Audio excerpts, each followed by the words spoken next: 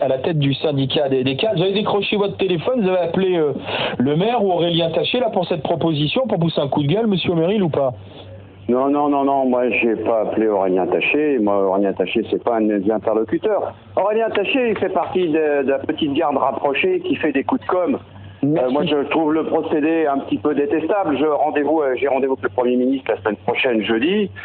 J'aurais préféré, pour ma part, qu'avec le Premier ministre, on ait une discussion comme c'était prévu au passage, une discussion franche, directe, et que ce soit le Premier ministre qui m'expose directement ce qu'il a dans les cartons, ce qu'il souhaite mettre dans sa... Ça peut changer d'ici jeudi déjà, hein.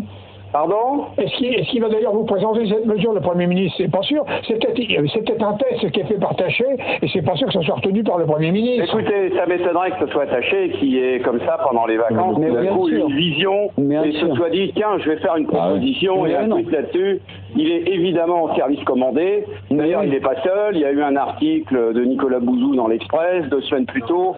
Donc vous savez, nous, on est bien formés pour interpréter ce genre de signes, et puis cette façon de communiquer, d'envoyer des ballons. Quoi qu'il en soit, ça vous le laisserait pas passer, quoi, ça. Ben non, on ne laissera pas passer. Je vous entendais quelques minutes plus tôt discuter. Il faut quand même avoir en tête la chose suivante, c'est qu'aujourd'hui, les cotisations, les cadres, ils cotisent à l'assurance chômage sur leur salaire. Et si vous voulez, ils sont apporteurs nets de ressources. Dit autrement, si aujourd'hui on peut verser des allocations à des gens qui ne sont pas cadres et qui sont éloignés de l'emploi, c'est grâce aux cotisations qui sont prélevées sur les salaires des cadres. Mais là, on vous parle de justice sociale. On dit pourquoi couvrir des gens pendant 2 ans qui ont peu revenus. On est capable de donner du boulot de justice sociale. Non, mais c'est pas une question de justice sociale. Aujourd'hui, 42% des ressources du régime d'assurance chômage, c'est-à-dire à peu près 42% des 30 milliards en ressources, sont assurés sur les salaires de l'encadrement. Seulement 15% des allocations vont au même public. Dit autrement, c'est parce qu'il y a des cadres dans le régime d'assurance chômage qu'on peut assurer un haut niveau de solidarité entre les catégories. Donc aujourd'hui, venir s'attaquer en termes d'allocation à ceux qui sont les plus gros contributeurs à l'équilibre du régime et qui permettent de verser des allocations à tous les publics, c'est plus que scandaleux, c'est moralement inacceptable et c'est économiquement inepte en plus. Parce qu'aujourd'hui, vous le savez, les cotisations sont plafonnées. Si elles étaient déplafonnées, ça rajouterait encore 800 millions d'euros supplémentaires au régime.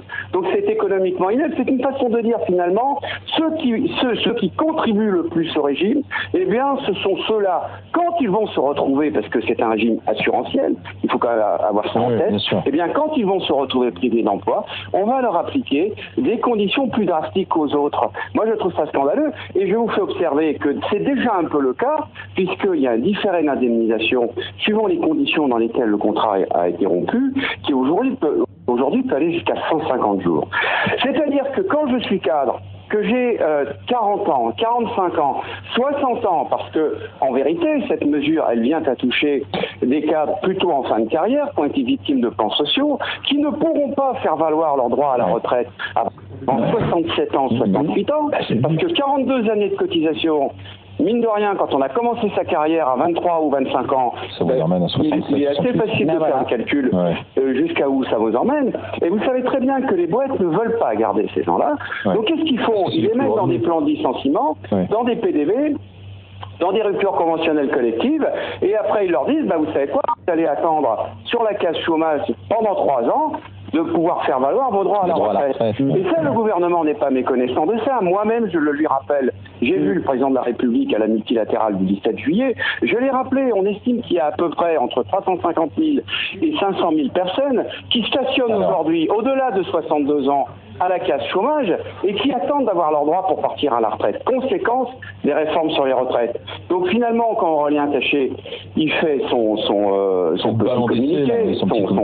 ballon d'essai, il ne fait que pointer du doigt finalement ce qui est déjà aujourd'hui une injustice, c'est-à-dire le fait que par le durcissement des conditions de départ à la retraite, on a créé une population qui aujourd'hui ne peut pas faire valoir ses droits avant 67, 68, bientôt 70 ans, et dont les entreprises ne veulent plus. Donc finalement, j'entendais tout à l'heure votre votre collègue, là, une de vos grandes gueules autour de la table, qui disait, mais oui, mais il faut qu'il accepte un emploi, une offre raisonnable.